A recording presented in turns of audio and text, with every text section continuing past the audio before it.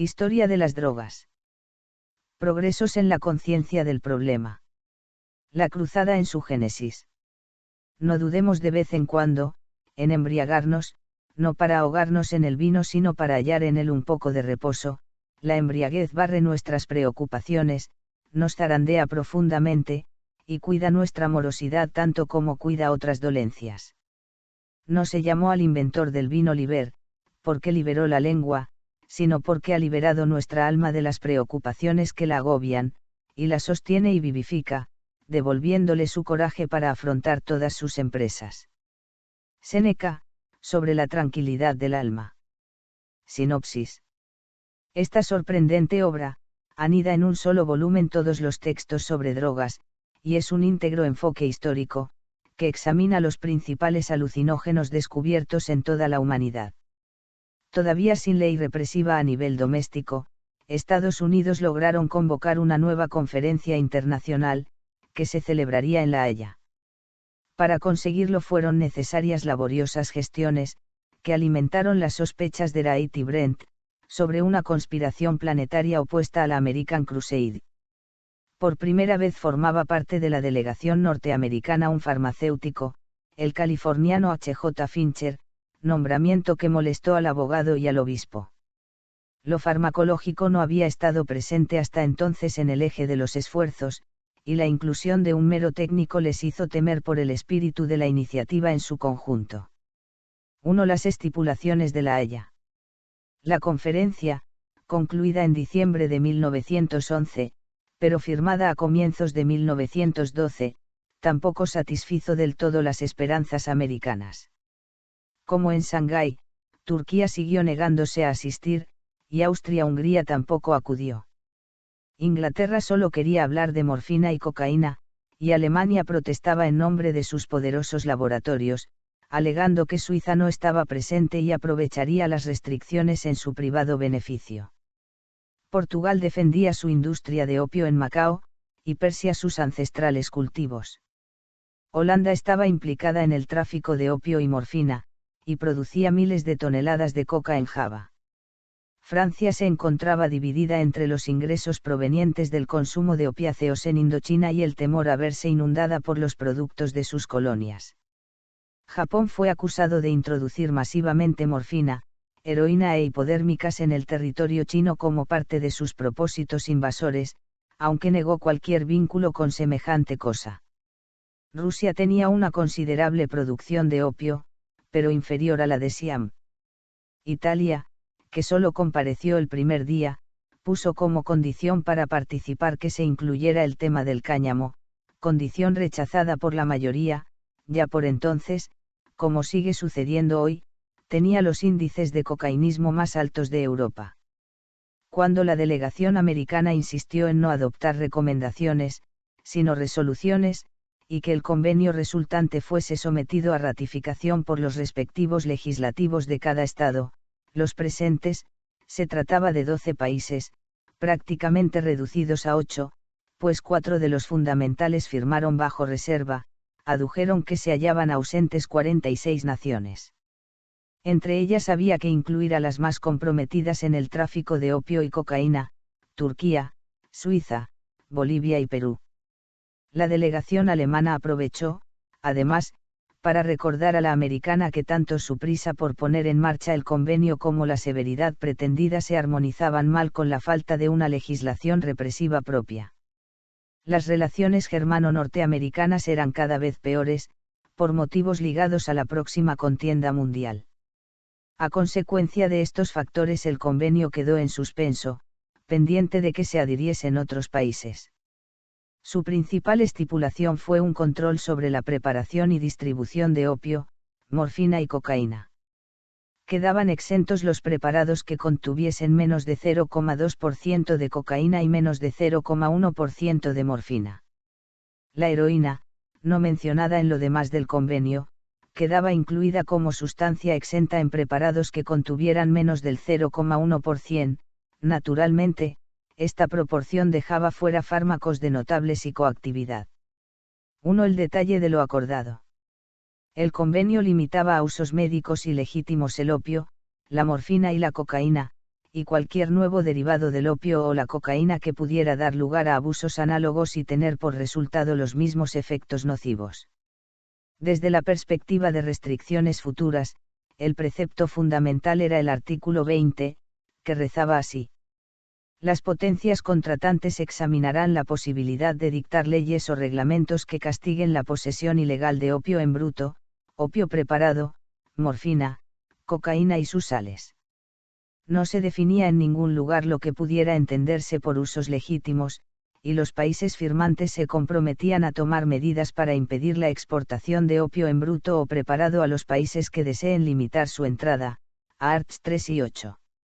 Se añadía a esto que las potencias citadas cooperarán entre sí a fin de impedir el uso de estas drogas para cualquier otro objeto, del uso médico ilegítimo, de acuerdo con el artículo 9.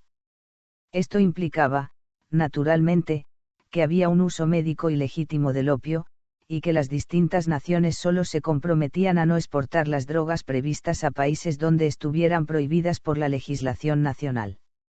El grado de control interno era una cuestión que quedaba reservada al examen de las potencias contratantes. La delegación americana estaba satisfecha con la primera parte del acuerdo, relativa a no exportar opio, morfina y cocaína a las naciones donde tales sustancias se hallasen prohibidas, que por entonces eran inexistentes, pero se opuso con todo vigor a la segunda parte, en cuya virtud quedaba librado a las legislaciones de cada país instrumentar las medidas oportunas. Para Wright y Brent, semejante provisión equivalía a mantener el status quo, cuando lo necesario era establecer un principio de restricciones internacionales y no solo nacionales. La escasez de firmantes hizo que el convenio quedase en suspenso, mientras se convocaban una segunda conferencia, 1913, y una tercera, 1914, a fin de incorporar a otros países.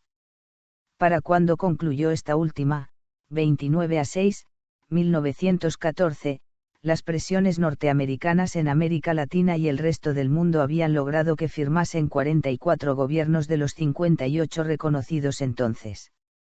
Serbia y Turquía seguían negándose, y bastante menos de la mitad, 19 concretamente, ratificaron el pacto. Apenas 5, Estados Unidos, China, Holanda, Noruega y Honduras, pusieron en práctica sus provisiones. 3 días después de concluir esta tercera conferencia era asesinado el archiduque Fernando en Sarajevo, y estallaba la Primera Guerra Mundial. La aplicación del convenio hubiese seguido un ritmo imprevisible de no mediar tina inteligente estratagema, sugerida por la diplomacia inglesa. La estratagema fue incorporar los pactos de La Haya como sección 295 del Tratado de Versalles, 1919, que ponía fin a la Gran Guerra. Eso hizo que prácticamente todos los gobiernos del planeta suscribieran las cláusulas acordadas por unos pocos en 1912. Por otra parte, las estipulaciones eran sensatas. Se basaban en el principio del respeto mutuo. Nadie se conduciría en materia de drogas como Inglaterra con China durante el siglo XIX. Semejante cláusula resultaba admisible para todos. Brent y Wright fueron los principales artífices de unas medidas que no satisfacían realmente sus aspiraciones, aunque contuvieran el germen de una posible prohibición futura. Sin embargo, tuvieron desigual suerte. Brent se sintió hasta el final de sus días un victorioso cruzado en tierras de infieles. Wright fue despedido poco antes de la última conferencia de La Haya, en 1914, debido a sus excesos con la bebida. América era singularmente sensible en esos años a la dipsomanía. El secretario de Estado, Bryan, le convocó para exigir un voto de abstinencia, plea of abstinence, al menos mientras durase la reunión. Wright, indignado, se negó a semejante humillación, y se dice que expuso su brillante ejecutoría con acentos inflamados por el licor. Bryan le comunicó entonces su cese, ya previsto meses antes por el presidente Wilson, tanto en el Departamento de Estado como en la delegación americana. 2 años después fallecía, presa de la amargura y el hígado a partes iguales. Si Crafts y Brent, apoyados en los demás misioneros, habían perfilado la parte ético-teológica de la argumentación, Araiz debe atribuirse el camino eficaz para consolidarla.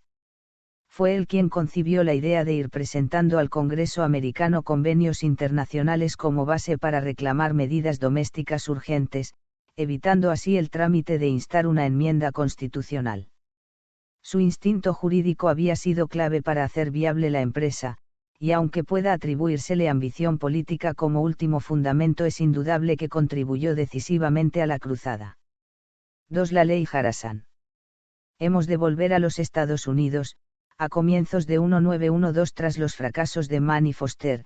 Wright ha buscado como padrino para sacar adelante la ley federal a V.C. Harrison, un demócrata norteño, esperando que convenciese a sus colegas del sur. Para fabricantes y farmacéuticos, este proyecto presentaba el mismo vicio que los previos, al no admitir específicos con pequeñas cantidades de opiáceos y cocaína. Eso era tanto más inaceptable cuanto que el articulado de la Haya no sometía tales medicamentos a fiscalización. Con todo, el clima antialcohólico en América crecía imparablemente. Fumar tabaco en público era ilegal ya en 12 estados, y pronto lo sería en 28. Un prócer comentaba que el cigarrillo es lo más destructivo para el alma, lo más subversivo para las buenas costumbres. La lucha contra el tabaco es una lucha por la civilización. El país estaba maduro para medidas prohibicionistas, y aunque las asociaciones de fabricantes habían salido victoriosas por 2 veces, consideraban inevitable aceptar una legislación fiscalizadora. Para negociar del mejor modo posible crearon 2 asociaciones, la NAMP y la NARD, orientadas hacia una política de minimización en los perjuicios. La Asociación Farmacéutica Americana adoptó una postura de claro apoyo al principio represor, aunque criticó, como las patronales de fabricantes, los excesivos engorros de registrar cada venta en detalle. La Asociación Médica Americana, que había pasado de 8.500 miembros en 1900 a 36.000 en 1912, decidió apoyar sin reservas la entrada de Washington en esa arena. Conviene precisar que la alarma no había cundido realmente en el estamento terapéutico, porque hacia esas fechas parecían claras e indiscutibles 2 cosas que luego dejaron de serlo: a. que tanto los opiáceos como la cocaína eran agentes terapéuticos de extraordinario valor; b. que químicos, farmacéuticos y médicos eran los únicos competentes para definir el uso científico y médico de las drogas controladas. Por eso mismo, el desacuerdo se basaba en cuestiones de detalle, vinculadas a intereses particulares. 1. La polémica entre dispensadores de drogas. Desde 1912 a fines de 1914 se produce un interesante conflicto intergremial. Los fabricantes consideraban que la actitud de la Asociación Médica Americana era puro lobbying y public relations con la administración para aumentar su esfera de influencia, a expensas de los demás interesados en la cuestión. En 1913, por ejemplo, un editorial de la revista publicada por la NARD lleva por significativo título Organización Legislativa, ríase con nosotros. El texto arremetía contra el burocratismo y la pretensión de descubrir mediterráneos en un terreno como la farmacopea, cuyo desarrollo solo podría salir perdiendo con la alianza de la clase médica y el poder legislativo. La propia Asociación Farmacéutica Americana, donde el prohibicionismo estaba mucho más arraigado, no vaciló en declarar oficialmente que los médicos pretendían usar la proyectada ley federal para montarse dispensarios privados de drogas. Esta desconfianza siguió en aumento, y para hacer frente a la traición de la Asociación Médica Americana se convocó la NDTC, una conferencia cuyo comité se encargaría de servir como interlocutor con el Congreso. Así fue, y tras largas conversaciones a nivel subterráneo, la NDTC firmó un borrador de bill que remitió a la Cámara Baja. Este documento enfureció a Wright, porque el proyecto original había sufrido modificaciones que lo suavizaban notablemente. El registro de recetas era mucho menos estricto, los médicos podían dispensar sin limitación cuando tenían el paciente a la vista, era posible seguir obteniendo en droguerías y por vía postal remedios patentados con pequeñas cantidades de opiáceos y cocaína, no se grababan las drogas al peso, y solo quedaban sometidos a control el opio, la morfina y la cocaína. El hidrato de cloral, de efectos parecidos a los barbitúricos, el cáñamo y la heroína quedaban fuera de la normativa federal. Como dijo el Comité de Modos y Medios del Congreso, el proyecto de ley tenía la aprobación de los intereses médicos y comerciales. Sin embargo, cuando el texto llegó a la Cámara Alta comenzaron nuevos forcejeos de pasillo, con gran escándalo de los farmacéuticos. El Senado autorizó que los pacientes solicitasen por vía postal drogas controladas.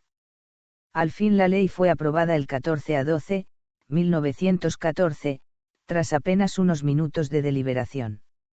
Una semana justa después, el tercer periodo de sesiones del Congreso aceptaba un pliego con 6 millones de firmas pidiendo la ley seca. O.W. Underwood, portavoz de la Cámara Baja que había intervenido en la aprobación de la ley Harrison, no vaciló en calificar la condena del vino y los licores con los más duros términos. A su juicio, el intento podría haber sido avalado por 50 millones de firmas, pero no por eso dejaría de ser una maquinación tiránica para establecer la virtud y la moralidad mediante leyes. Con todo, la ley seca pretendía en principio ilegalizar cualquier tráfico de alcohol. La ley Harrison solo trataba, en principio, de reglamentar el registro y tributación de sustancias que seguirían fabricándose y usándose, sin otras limitaciones que las previstas por el estamento médico. En otras palabras, la ley seca deseaba prohibir algo a nivel federal, y por eso mismo requería enmendar una constitución que declaraba inequívocamente el derecho de todo ciudadano a la libertad y la búsqueda personal de su felicidad. Aparentemente, la ley Harrison solo pretendía regular algo, como la normativa vigente sobre pureza de los alimentos, por ejemplo. De ahí que si Underwood hubiese percibido su verdadera finalidad quizá la habría incluido en el elenco de las maquinaciones para confundir moral y derecho. Quien sí percibió con clarividencia los problemas que una y otra norma suscitarían fue R. Pound, uno de los padres de la sociología americana. Cuando la ley defiende la ética mínima necesaria para una conducta ordenada, su aplicación plantea pocas dificultades y solo requiere un moderado aparato policial. Pero cuando los hombres piden demasiado de la ley, pretendiendo que haga el trabajo del hogar y la parroquia, su aplicación llega a suponer dificultades insuperables. 2. La naturaleza jurídica del precepto. La originalidad de la ley fue presentarse como norma de naturaleza registral, que simplemente regulaba la inscripción administrativa de fabricantes y dispensadores de opio, morfina y cocaína, previéndose unas sanciones para el incumplimiento de tales requisitos. Ninguna de sus cláusulas afirmaba que estuviese prohibido poseer, consumir o vender esos productos. En otro caso habría requerido desde luego una enmienda a la Constitución y, hacia 1914 era extremadamente dudoso, por no decir imposible, que el estamento terapéutico y los colegios de abogados le hubiesen prestado su apoyo. Más imposible aún habría sido conseguir 6 millones de firmas, y las mayorías reforzadas en ambas cámaras, y en las de todos los estados, requeridas para modificar cualquier derecho constitucionalmente reconocido. Hacia 1914 no había un solo médico o farmacólogo competente en todo el mundo que considerara inútil el opio y sus derivados, y atreverse a prohibirlos como se prohibió el alcohol, un fármaco para el puro esparcimiento, habría producido un clamor de protesta. Sin embargo, la ley Harrison constituía una norma penal sustantiva que pretendía, aunque indirectamente, ilegalizar ciertos analgésicos y uno de los principales estimulantes conocidos. De ahí que en los primeros años de su vigencia encuentre dificultades serias en la esfera judicial cada vez que sus disposiciones reglamentarias se manifiesten en su verdadera naturaleza de preceptos sustantivos. Como dijo J. H. Beall, director del Journal de la Asociación Farmacéutica Americana, y uno de los principales negociadores de la NDTC, si la ley Harrison fuese usada para obtener police power sería declarada anticonstitucional de inmediato. El criterio era compartido por el Public Health Service federal y por cualquier jurista con mínimas nociones sobre derecho público norteamericano. Su legitimación se basaba en que Estados Unidos debían ser fieles a los tratados internacionales suscritos por sus representantes. Pero la Constitución federal, como la inmensa mayoría de las existentes, prevé que ningún convenio con otro país podrá derogar derechos civiles fundamentales, y para mayor ironía el Tratado de Versalles, en cuya letra pequeña figura una adhesión a los convenios de La Haya, no fue ratificado nunca por el Congreso americano. Además, esos convenios no establecían una normativa prohibicionista, como acabamos de ver. Se trataba, pues, de un precepto anómalo. Era en realidad una ley sin legislador, que si por una parte se sostenía sobre la necesidad de salvar la cara ante otros países se basaba, por otro, en que el Congreso autorizase algo distinto de lo que en realidad autorizaba. En ningún momento una asamblea de legisladores se había planteado, con los requisitos preceptivos para legislar sobre cuestiones semejantes, borrar de la farmacopea tales o cuales productos, o siquiera restringir su disposición por parte del estamento médico. Curiosamente, tanto la ley Harrison como la Volstead, referida al alcohol, arrancaban en última instancia del impuesto federal sobre la renta, income tax. Iniciados a principios de siglo y culminados en 1913, los trabajos conducentes a establecer la imposición directa crearon una autoridad administrativa, el Departamento del Tesoro, capaz de asegurar su cobro.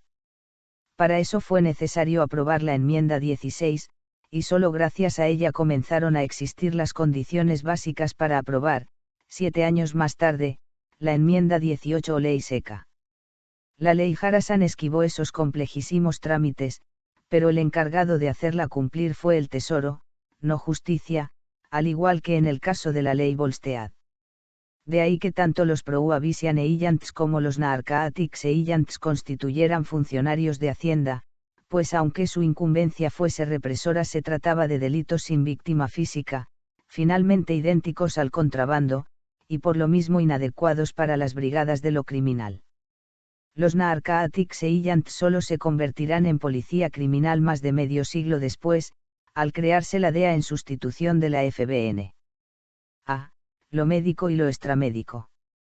En esencia, la ley Harrison se hallaba penetrada por el principio de Brent: cualquier uso no médico de ciertas drogas es inmoral, y el problema planteado de inmediato al aprobarse el precepto fue determinar qué se podía entender por médico y no médico. Para empezar, la inmensa mayoría de los adictos norteamericanos eran iatrogénicos o de origen médico, entendiendo por tales a quienes contrajeron el hábito usando medicinas recetadas por algún facultativo. En segundo lugar, nadie se atrevió a discutir siquiera que los médicos y el personal terapéutico eran el sector más propenso, con mucho, al hábito. Sumadas una cosa y otra, parecía evidente que los casos de adicción constituían problemas médicos. Al mismo tiempo, hasta entrar en vigor la ley era cosa generalmente aceptada que una cierta proporción del cuerpo social no podía existir sin algún tipo de lenitivo, tal como cierta proporción nacía daltónica, mongólica o con taras de otra índole, y bien fuera por influencia de condiciones sociales desfavorables o por defectos congénitos, el médico podía mitigar con la farmacopea un cuanto básico de desasosiego o apatía, prefiriendo desde luego tener un paciente dependiente de un fármaco que un sujeto desesperado o inútil. Esa orientación fue la puesta en práctica por la medicina occidental desde el siglo XVII, y por la pagana durante milenios. En casos graves, tanto somáticos como psíquicos, el médico podría preferir el establecimiento de un hábito como mal menor, y de su ética profesional dependía informar al paciente sobre las consecuencias previsibles.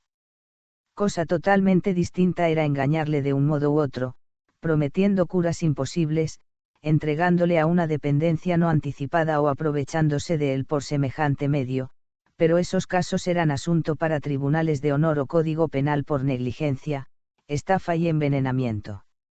Ahora, en cambio, ese cuadro de motivos y circunstancias quedaba sustancialmente alterado.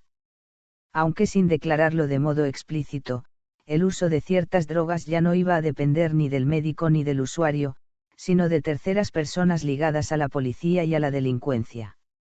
Para preparar el terreno a semejante transformación, se consagraba algo tan novedoso desde el punto de vista farmacológico como que el opio y la morfina promovían per se apetitos criminales, taras genéticas y demencia, mientras otras drogas como los barbitúricos, el éter, el cloral o el bromuro, eran inocuas medicinas.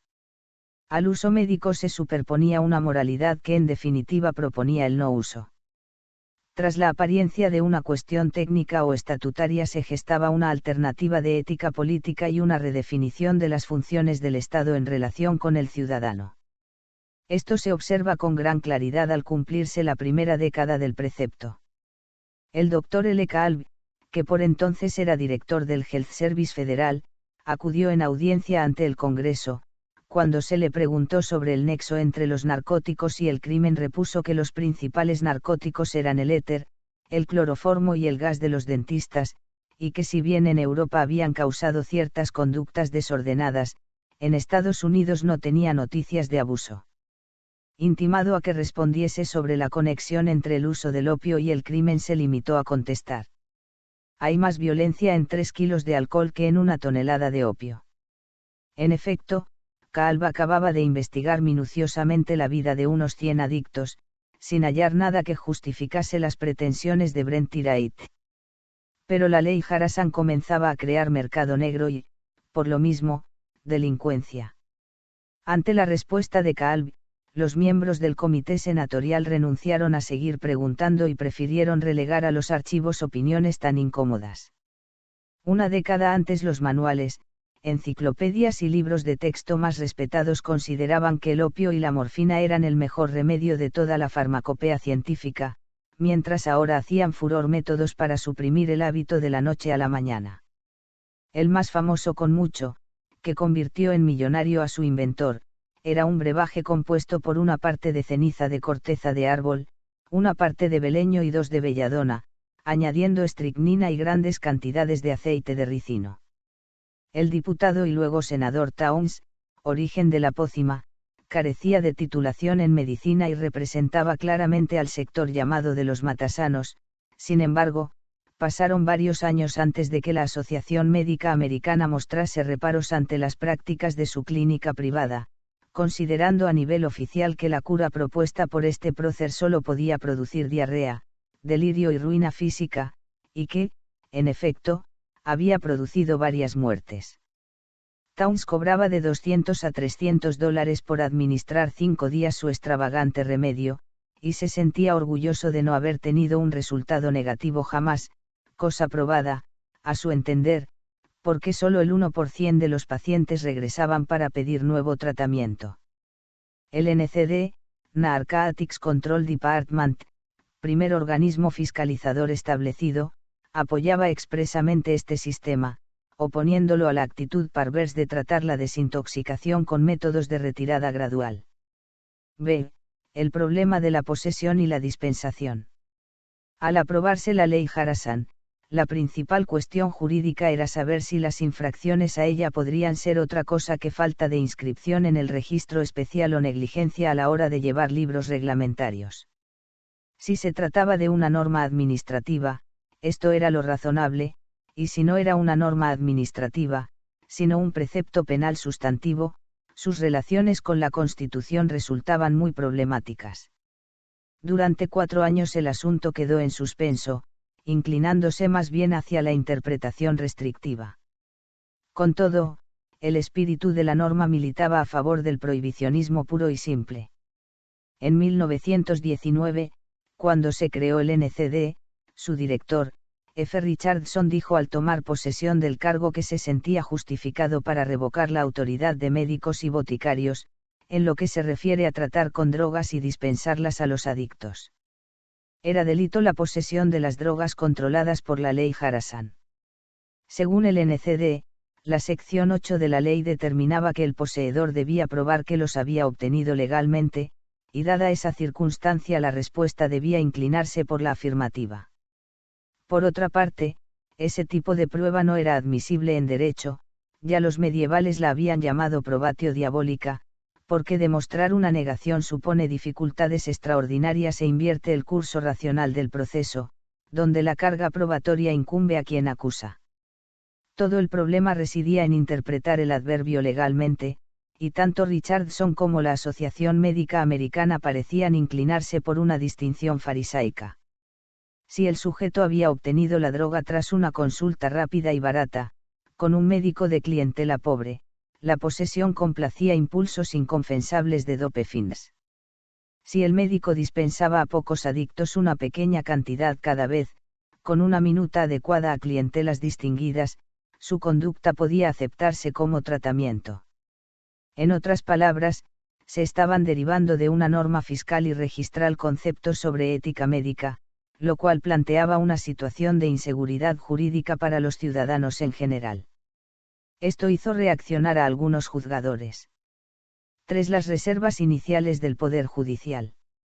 En 1915 un juez de distrito de Kansas City rechazó los cargos de falta de inscripción contra un usuario de opio, considerando que, como tal consumidor, no le estaba permitido registrarse.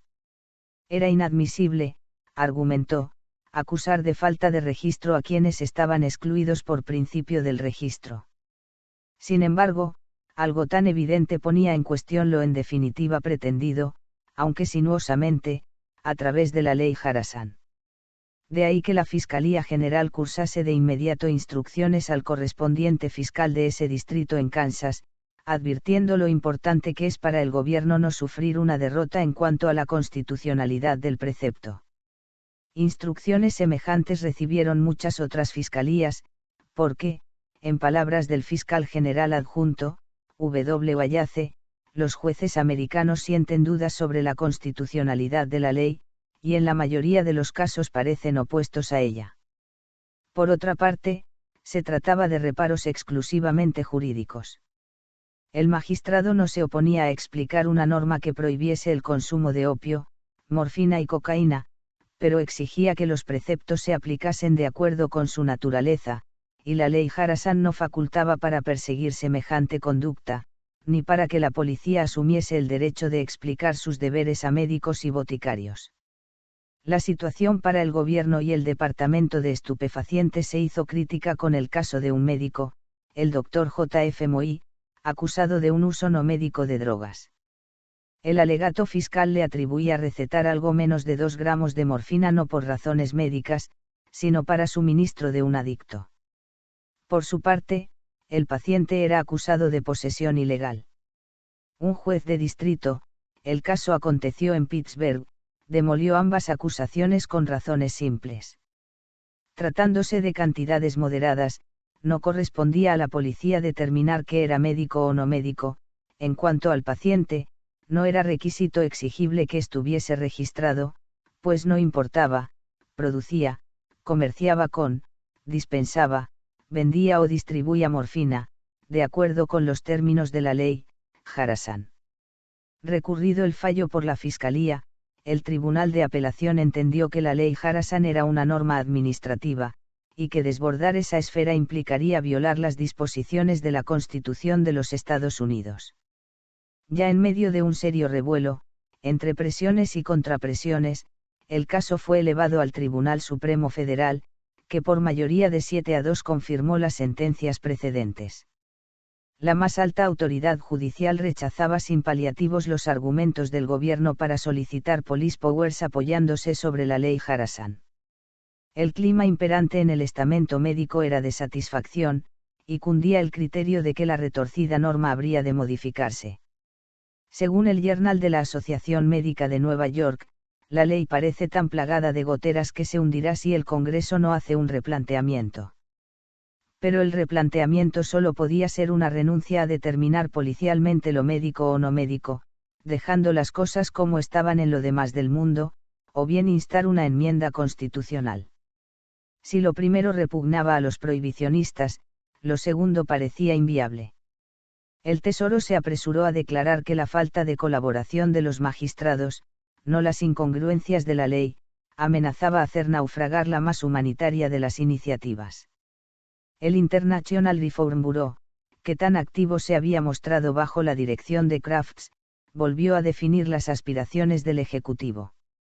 Esta sentencia del Tribunal Supremo hace prácticamente imposible controlar el tráfico de estupefacientes por parte de personas no registradas, pues la mera posesión de cualquier cantidad de esas drogas no es prueba de un delito, y el gobierno se ve forzado a asumir la carga de la prueba en cada caso, lo cual resulta difícil de sacar adelante. En otras palabras, los agentes de la prohibición y los fiscales consideraban abusiva la vigencia de los principios generales del derecho, junto con las garantías sustantivas y de procedimiento vigentes para cualquier otro delito, cuando se tratase de narcotics. La posesión de una ametralladora, un cartucho de dinamita, una cepa de viruela, un frasco de arsénico o los planos del subsuelo de un banco no era prueba automática de delito, pero la posesión de 2 gramos de morfina sí debía serlo. Este ejemplo fue expuesto por el Dr. Evisiap, de quien será preciso hablar algo más adelante. Durante 3 años, mientras el proyecto de ley se acaba allanando todos los obstáculos opuestos a su paso, la ley Harrison solo se aplica prácticamente como precepto administrativo, y sus sanciones recaen únicamente sobre importadores sin licencia o expendedurías negligentes a la hora de llevar sus libros o registrar recetas. Entre bastidores, los núcleos del prohibicionismo militante en las cámaras, el gobierno y los primeros magistrados federales discutían las opciones admisibles. El Poder Judicial no accedía a comprometerse con una interpretación laxa de la ley si no contaba de modo incondicionado con el apoyo del estamento terapéutico, y esto solo se consiguió en 1919 con un nuevo presidente para la Asociación Médica Americana, el Dr. Lambert. Al tomar posesión de su cargo, Lambert propuso tomar medidas contra unos pocos miembros de la profesión renegados y depravados que, uniéndose al AMPA, permiten la subsistencia del diabólico e ilícito tráfico de drogas. Ese mismo año 2 sentencias del Tribunal Supremo Federal aceptan el antes rechazado criterio del Tesoro. Una casa la libre absolución de un médico que había recetado 500 tabletas de morfina a un paciente, y la otra, mucho más importante, declara que la terapia de mantenimiento es una perversión semántica, indigna de un médico. A partir de 1919 puede decirse que la cruzada sobre los narcóticos tiene luz verde en los Estados Unidos. Durante el primer trimestre no solo se producen el discurso de Lambert y las sentencias del Tribunal Supremo, sino un artículo del Times de Nueva York, que preconiza cocer en aceite a los médicos culpables de proveer a adictos. Su autor mantiene que el opio, la morfina y la cocaína son drogas antiamericanas, unas por corresponder a pueblos incivilizados y otras por simbolizar a los vencidos alemanes. Para fortalecer el cuadro, una encuesta hecha por un comité del Tesoro indica que puede haber un total de 238.000 adictos en los Estados Unidos. Pero al difundir la noticia a la prensa, el portavoz del comité considera que la cifra real bien podría elevarse a 1 millón o más. En efecto, si en 1919 había 238.000 adictos, y 200.000 en 1900, el ritmo de crecimiento del vicio no solo era inferior al previsto por el Congreso en 1906, sino inferior o igual al crecimiento de la población. Por otra parte, el pueblo americano acepta entonces con el mismo horror 250.000 que 1 millón. El triunfo de la Revolución Soviética, la victoria militar de su país en Europa, los conflictos sindicales internos y la inminente ley seca exacerban a la vez el mesianismo y el nacionalismo. Los atentados de bolcheviques contra líderes e instituciones, los complots anarquistas, las grandes huelgas y los Red Raids desencadenados ese año son fenómenos políticos concomitantes, a los que tampoco escapan algunos usuarios de drogas, incluidos en un cliché complejo de germanofilia, barbarie y crimen. 3. El establecimiento de una ley seca. Como antes quedó expuesto, el Congreso americano recibió en 1914 un pliego con 6 millones de firmas pidiendo la prohibición en materia de vinos y licores. Esto puso en marcha los trámites reglamentarios para modificar la Constitución. El Prohibition Party era una formación insignificante desde el punto de vista electoral, pero controlaba los senados de algunos estados, mientras el Partido Demócrata y el Republicano se disputaban los votos abstemios de innumerables grupos y sectas. Al igual que acontece con el opio, la morfina y la cocaína, solo que en mayor medida aún, las bebidas alcohólicas recogen clichés sociales y políticos. Un diputado por Alabama, R.P. Absan, declara que los licores harán del negro una bestia, llevándole a cometer crímenes antinaturales. El efecto es el mismo en el hombre blanco, pero al estar más evolucionado toma más tiempo reducirlo al mismo nivel. Como aconteciera en relación con la cocaína, es llamativo observar que los principales líderes negros se unen a la cruzada antialcohólica.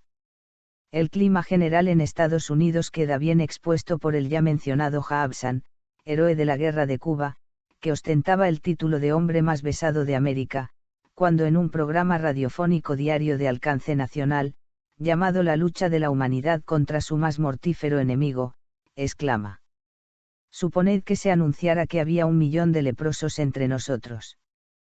¿Qué conmoción produciría ese anuncio? Pero la adicción al alcohol es mucho más incurable que la lepra, mucho más trágica para sus víctimas, y se está extendiendo como epidemia física y moral. De lo que resulte de esta lucha pende la perpetuación de la civilización, el destino del mundo, el futuro de la raza humana». Tampoco conviene olvidar factores políticos. Una vez iniciada la Primera Guerra Mundial, varias asociaciones abstemias se oponen a la actitud de no beligerancia que preconiza el presidente Wilson. Así, por ejemplo, en un llamamiento muy difundido a todo el país, la Anti-Salon League declara que el hábito de beber no solo es criminógeno, ruinoso para la salud, corruptor de la juventud y causante de desunión marital, sino germanófilo y traidor a la patria. El ejército responde creando zonas secas y decentes alrededor de las bases militares, y el Congreso multa a quienes vendan bebidas a marinos y soldados. En la playa de Coney Island, muy cerca de Nueva York, algunos reclutas sufren las iras de patriotas civiles y deben ser atendidos en hospitales, cuando disfrazados con albornoz de baño o bañador intentan conseguir bebidas espirituosas en kioscos.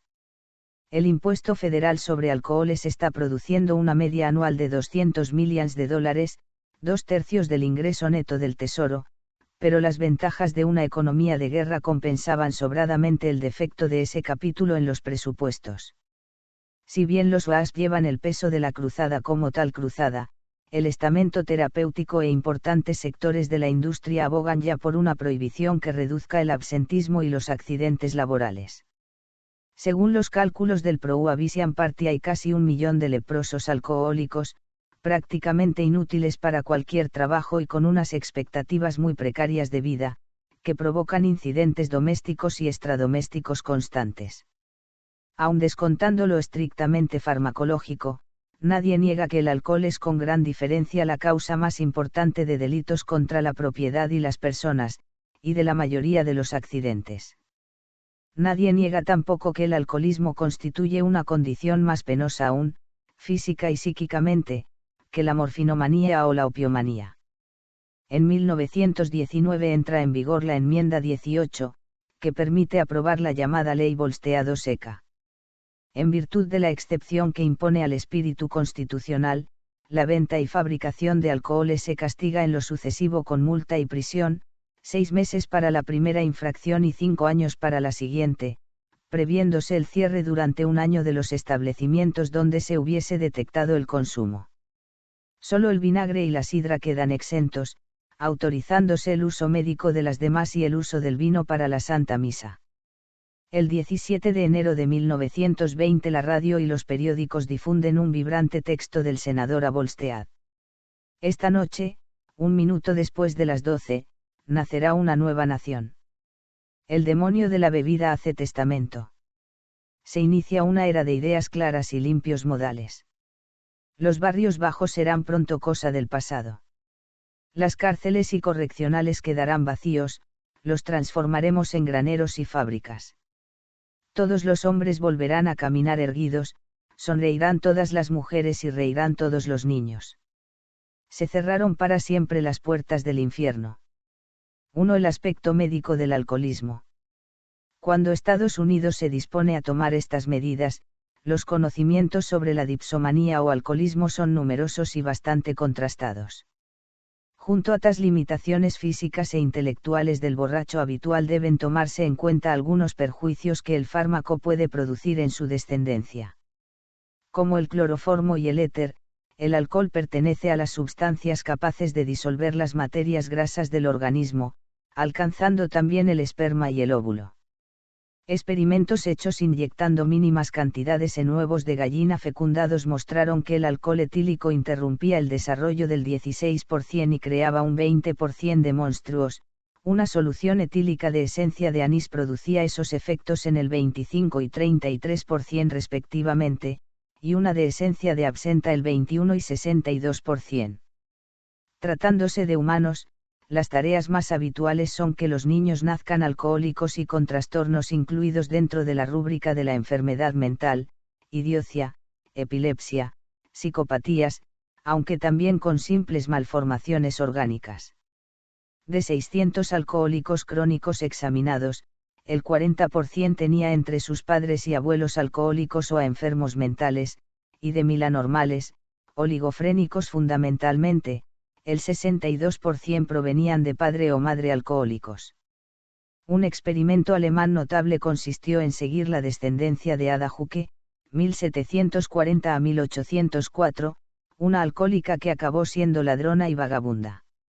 Varias generaciones más tarde, contando con datos seguros sobre 709 descendientes directos suyos, pudo establecerse que había 106 hijos ilegítimos, 181 prostitutas, 142 mendigos, 64 asilados en instituciones benéficas y 76 criminales, de los cuales 7 eran asesinos. En conjunto, la administración bávara descubrió que los malhechores habían pasado 116 años en prisión, y que los simplemente desdichados habían sido sostenidos 734 años por la caridad pública. Solo el 27% de esos casi 8 centenares de personas habían evitado la cárcel, el manicomio o el asilo. Estas estadísticas impresionaban ciertamente más en los años 20 que hoy, pues tendemos a atribuir una decisiva influencia a factores de marginación social. Por eso mismo, las correlaciones establecidas entre el alcoholismo y criminalidad, por vía de herencia, pueden admitirse con grandes reservas, pues nuestros conocimientos no permiten hablar, como hacía Lombroso, de criminales innatos. Sin embargo, parece claro que hay una convergencia marcada, incluso muy marcada, entre serios perjuicios para la descendencia y abuso del alcohol. A juzgar por el caso de Ada Hucke, raro será el humano que no tenga varios dipsómanos en su genealogía, afectando la dotación genética y amenazando con perturbar su prole de modo bastante imprevisible. Desde el punto de vista estrictamente farmacológico, el alcohol presentaba aspectos inquietantes, por más que los prohibicionistas rara vez descendiesen a ellos. Lo verdaderamente nefasto a su juicio era la euforia antinatural y, en definitiva, el pecado de embriagarse, combinado con la esclavitud a un hábito. A. La actitud del estamento terapéutico. Aunque la ley Volstead entra en vigor a principios de 1920, la inminencia de la prohibición se manifiesta con toda claridad en 1916 cuando la Pharmacopoeia of the US borra el whisky y el coñac de su lista de drogas medicinales. Poco después el presidente de la Asociación Médica Americana apoya la política de abstinencia completa, a nivel nacional. La Cámara de Delegados del organismo aprueba una moción que establece lo siguiente. La asociación se opone al uso del alcohol como bebida. El uso del alcohol como agente terapéutico no debe ser recomendado. ¿Hasta qué punto la medicina norteamericana del periodo hereda funciones clericales? Lo expresa el comentario a esta moción, pues en vez de insistir sobre el perjuicio físico, intelectual y genético padecido por el alcohólico, atiende ante todo a la negrura del vicio y a una incontinencia sexual desaconsejable por todos conceptos. No vacila en afirmar inmediatamente después que la continencia sexual es compatible con la salud, siendo la forma idónea de evitar enfermedades venéreas. La prohibición del alcohol, concluye, es uno de los métodos mejores para lograr esa profilaxis. Olvidado quedaba el consejo hipocrático de entregarse al coito cuando se presente ocasión. Pero la preocupación por el lado moral de las cosas no fue incompatible con ulteriores desarrollos. Tan pronto como ha sido promulgada la ley Volstead, el Pleno de la Asociación Médica decide que no puede seguir manteniendo lo acordado en 1917. Continúa desaconsejando incondicionalmente el uso recreativo de las bebidas alcohólicas, pero considera innegable la eficacia terapéutica de ciertos vinos y licores como sedantes y en la cura de la neurastenia. Por lo que respecta a la asociación farmacéutica, si en 1917 se habían retirado de la farmacopoeia todas las bebidas, a los 6 meses de aprobarse la prohibición retornan a ella 9 clases, casualmente varias de las más apreciadas por los bebedores. Antes de que termine 1920, en los primeros 6 meses del año, 15.000 médicos y 57.000 dueños de droguerías y farmacéuticos solicitan licencias para recetar y vender bebidas alcohólicas. 7 años más tarde, en 1928, los terapeutas especializados en ese tipo de tratamientos obtienen unos 40 millones de dólares por sus recetas, lo cual implica el 20% del total de las rentas fiscales obtenidas antes de ilegalizar estos productos. En 1931 hay más de 100.000 terapeutas inscritos en el registro especial, y este grupo está consiguiendo unos 200 millones de dólares, cifra que equivale al 100% de lo no percibido por el Tesoro en concepto de impuestos sobre alcoholes. 2. El aparato institucional y el público. De los 17.972 prohibition agents encargados de hacer cumplir esta ley, 11 años después hay 11.982 cuyos expedientes se encuentran sin mácula, el resto, un 34% del total, presentan notas desfavorables por una u otra razón. Un lo por cien aproximadamente, 1.604 para ser exactos, ha sido expulsado y procesado por extorsión, robo, falsificación de datos, hurto, tráfico y perjurio. Las cifras cobran su verdadero relieve considerando que durante los 5 primeros años no hubo prácticamente casos de corrupción, concentrándose los delitos en algo más de 6. A niveles más altos la situación resulta pareja.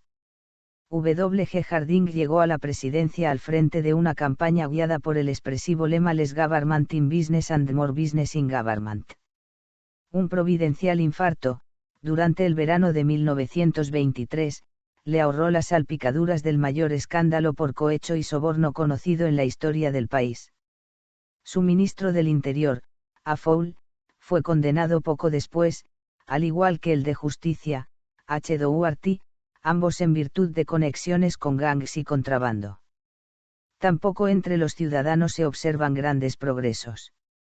En 1932, a los 12 años de estar vigente la ley Volstead, 45.000 personas son sentenciadas a prisión por delitos relacionados con el alcohol, y más del triple a multas y detenciones preventivas. Se calcula que de cada 50 litros de alcohol industrial desnaturalizado 5 se desvían al circuito ilegal para hacer licores. Hay ya casi 30.000 personas muertas por beber alcohol metílico y otras destilaciones venenosas, y unas 100.000 con lesiones permanentes como ceguera o parálisis. El gangsterismo crece al amparo del monopolio prodigiosamente lucrativo de violar la ley en un sector dado, provocando una turbulencia sin precedentes. Bastaron 3 años de prohibición para crear un sindicato del crimen, que fundamentalmente trabaja para la oligarquía financiera allanando pequeñas dificultades, pero que copa para sí el sector de los vicios en sentido público. La primera familia en aprovechar la ley seca fue la judía, con cabezas como los legendarios Dutch Schultz, Lex Diamond, A. Rothstein, M. R. Roth en El Padrino, y M. Lansky, apoyándose en importaciones de whisky escocés y canadiense. También algunos irlandeses, como J. Kennedy, padre del futuro presidente, montaron distribuidoras poderosas. Los italianos quedan fuera al principio, restringidos a explotar la prostitución, y solo a finales de los años 20, tras violentas batallas como las otras familias, llegan a controlar la mitad del negocio con los alcoholes. Se sabe que cuando fue admitida a trámite la enmienda 19, por la cual se deroga la 18ª, hubo una reunión de jefes provenientes de todo el país, ya sin distinción de nacionalidades originales, donde quedó acordada al fin una política de coexistencia, con escrupulosa distribución de zonas y admitiendo un Consejo Supremo formado por los principales grupos. Un sector, que pronto arrastró a los indecisos, propuso trabajar la heroína, cuya fabricación acababa de prohibirse en Estados Unidos. Como previó M. R. Roth, esa nueva prohibición iba a salvar la empresa de todos. Algunos propusieron trabajar la cocaína también, pero por aquellos años aparecieron las anfetaminas, estimulantes mucho más poderosos y baratos, vendidos sin receta en las farmacias, que disuadieron a Crime Inc. de cualquier esfuerzo en ese sentido. Volstead había prometido que las cárceles y correccionales quedarían vacíos, cerrándose para siempre las puertas del infierno. Una década más tarde, el intento de ilegalizar un vicio individual con indiscriminadas restricciones generales había producido un sistema para satisfacer ese vicio, profundamente infiltrado en la maquinaria pública, que potenciaba tanto la desmoralización y corrupción de los represores como una tendencia a despreciar la ley en buena parte de los ciudadanos. En 1930, mientras sigue vigente la prohibición del alcohol, y a propósito del encarcelamiento de Capone, un profesor de la Universidad de Chicago decía a la prensa: Capone ha sido uno de los benefactores de nuestra ciudad, solo es posible el crimen organizado en el caso de que la sociedad lo pida. La empresa de Capone coincidía con los conceptos morales y legales de la población. La situación era sencillamente esta: había una demanda de artículos y servicios que no podían satisfacerse de modo legal. En ese momento apareció gente como Sam Torrio y Al Capone, que hizo un buen trabajo. Desde la cárcel, el propio Capone dijo algo casi idéntico, aunque referido a todo el país y no solo a Chicago. Soy un hombre de negocios, y nada más. Gané dinero satisfaciendo las necesidades de la nación. Si al obrar de ese modo infringí la ley, mis clientes son tan culpables como yo. Todo el país quería aguardiente, y organicé el suministro de aguardiente. En realidad, quisiera saber por qué me llaman enemigo público. Serví los intereses de la comunidad. Fin.